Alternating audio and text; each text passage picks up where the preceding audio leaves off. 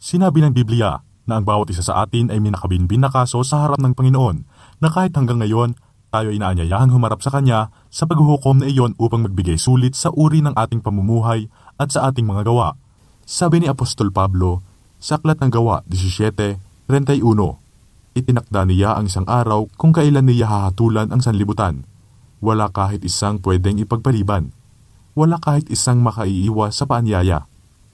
Malinaw na sinasabi sa Biblia na ang bawat isa ay kailangang humarap ayon sa 2 Korinto 5:10, sapagkat tayong lahat ay kailangang humarap sa hukuman ni Kristo.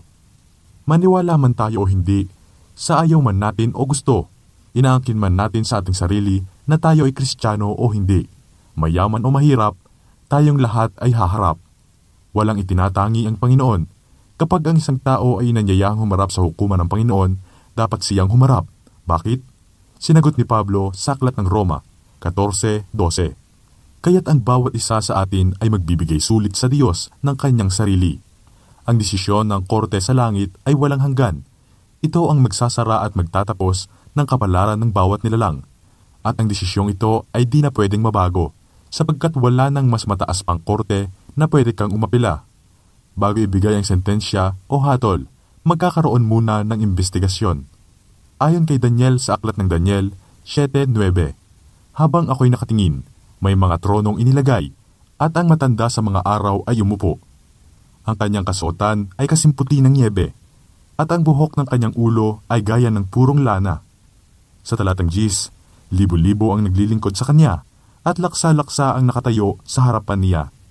Ang hukuman ay humanda para sa paghukom, at ang mga aklat ay nabuksan. Ipinakita rito ni Daniel ang Panginoon, ang Ama o matanda sa araw, nakaupo sa kanyang trono at libo-libong mga anghel ang nangaupo sa katahimikan. Atin namang pansinin ang nakita ni Daniel sa 2 pangitain. Sa talatang 13, patuloy akong nakakita sa pangitain sa gabi, at narito, ang isang gaya ng anak ng tao na dumarating kasama ng mga ulap, at siya'y lumapit sa matanda sa mga araw, at iniharap sa kanya.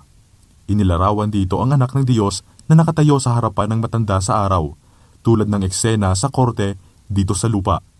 May nangungunang hukom, ang matanda sa araw. May mga saksi, ang mga anghel na nakakita ng lahat at nagtala ng lahat ng mga bagay. At ang nakatayo sa harapan ng trono ay si Jesus, ang tagapamagitan ng tao ayon sa sulat ni Juan. Ayon sa unang Juan 2:1, tayo ay may tagapagtanggol sa harap ng Ama, si Jesucristo na siyang matuwid. Subalit ating pansinin ang sinasabi ng Biblia. Sa Aklat ng Daniel 7:10, ang hukuman ay humanda para sa paghuhukom, at ang mga aklat ay nabuksan. Ang mga aklat na ito ay naglalaman ng mga tala ng mga gawa ng taong nasasakdal, sapagkat sinulat ni Solomon. Ayon sa Ecclesiastes 12:14, sapagkat dadalhin ng Diyos ang bawat gawa sa paghuhukom, pati ang bawat lihim na bagay, maging ito'y mabuti o masama. Sapagkat isinulat din ni David ang ganito sa Aklat ng Awit 139:1, O Panginoon, siniyasat mo ako at nakilala mo ako. Talatang 3, ang lahat kong mga lakad ay nalalaman mo.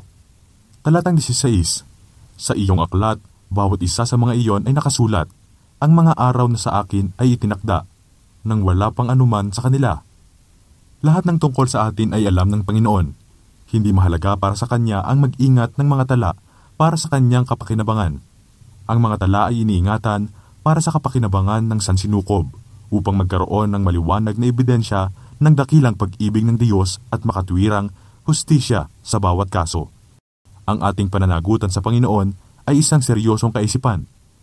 Mateo 12:36, sa araw ng paghuhukom ay pananagutan ng mga tao ang bawat salita na binigkas na walang ingat.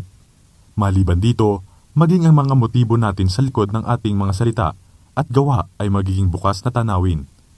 Ayon sa 1 Korinto 4:5, siya ang magdadala sa liwanag, sa mga bagay na sa ngayon ay nakatago sa kadiliman, at ibubunyag ang layunin ng mga puso. Wala nang pagbubura, wala nang mga pagtatakip sa araw na yaon. Maaaring malinlang ng tao ang kanilang mga kaibigan, maging ang kanilang pamilya, subalit walang makapaglinlang sa Panginoon. Kanyang nababasa ang lihim ng mga puso. Pagdating sa araw ng paghuhukom, ating makikita ang ating mga sarili sa isa sa dalawang kalagayan. Maaaring ang buong tala ng ating mga nakaraang kabiguan ay natakpan ng dugo ni Jesus, o magiging kahatulan sa atin ang mga ito. Kung ano tayo at kung ano ang ating mga ginawa ang siyang mananaig. Sinabi sa atin na pagdating ni Jesus, sa aklat ng Mateo 16:27, kanyang gagantihan ang bawat tao ayon sa kanyang mga gawa. Ngayon, maaaring sabihin mo na, kung tayo ay ligtas na sa biyaya, bakit pa tayo hahatulan ayon sa ating mga gawa? Ito ay isang magandang katanungan. Ang mga mabubuting gawa ay hindi ginagawa ng isang tunay na Kristiyano upang magkamit ng gantimpala. Ang mga ito ay resulta ng isang pusong puno ng pagmamahal sa Diyos at sa kapwa-tao. Ito ay isang relasyon ng pag-ibig sa Panginoon na nagiging dahilan upang ang kanyang mga tagasunod ay gumawa ng mabubuting gawa.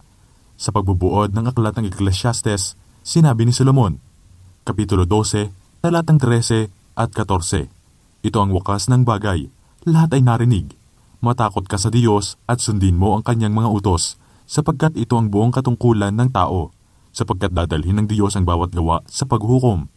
Sa araw ng paghuhukom, ang ating relasyon at pakikitungo kay Kristo ay magbibigay daan upang malaman natin ang kanyang pakikitungo sa atin, sapagkat sinabi niya, sa aklat ng Mateo 10:32 at 33, kaya't ang bawat kumikilala sa akin sa harapan ng mga tao, ay kikilalanin ko rin sa harapan ng aking Ama na nasa langit.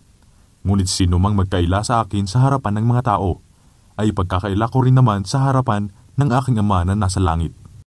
Hindi ka tatayong mag-isa sa araw ng paghuhukom. Kung ating kinikilala si Kristo, ay kikilalanin din naman tayo sa harapan ng kanyang Ama.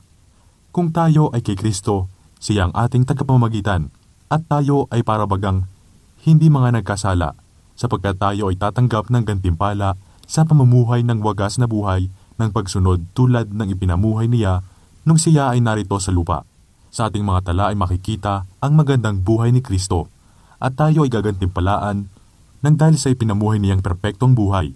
Kaya kaibigan, walang dapat ikatakot ang sinumang nagmamahal at sumusunod kay Jesus ng buong puso sa araw ng paghukom, sapagkat ihahayag ni Jesus ang kahalagahan ng pagkatubos ng bawat isa sa atin sa pamamagitan ng dugo niyang nabuhos sa bawat kasalanang ikinumpisal, sapagkat ayon kay Juan, sa unang Juan 1:7, ang dugo ni Jesus na kanyang anak ang lumilinis sa atin sa lahat ng kasalanan. Isa ng seryosong panahon ang buhay natin ngayon. Kailangan nating panatilihin ang ating pagtatalaga kay Jesus, na parabagang ito na lamang ang tanging paraan ng paghahanda sa kanyang panawagan sa atin sa araw ng paglilitis. Di magtatagal at ang wakas ng tao ay malapit na. Si Jesus ay darating sa lupa sapagkat ating nabasa. Apokalipsis 22:12. Ako'y malapit nang dumating at dala ko ang aking gantimpala upang gantihan ang bawat isa ayon sa kanyang ginawa. Kaibigan, nais ni Jesus na siya ay iyong maging tagapagtanggol sa hukumang iyon. Nais niyang tanggapin mo ang kanyang handog sa bundok ng Kalbaryo. Nais niyang ihayag mo sa kanya ang lahat ng iyong mga kasalanan upang kanyang pawiin ang lahat ng iyon. Nais niyang nakasulat ang iyong pangalan sa aklat ng buhay. Nais mo bang nakasulat doon ang iyong pangalan? Nais mo bang kasamang nakatayo sa paglilitis na iyon si Jesus? Ang tangi mo lamang gagawin ay isuko ang iyong puso, pusong nanggaling na sa Kalbaryo, isang pusong inaanyayahan si Jesus na pumasok dito at siyang maghari sa iyong buhay.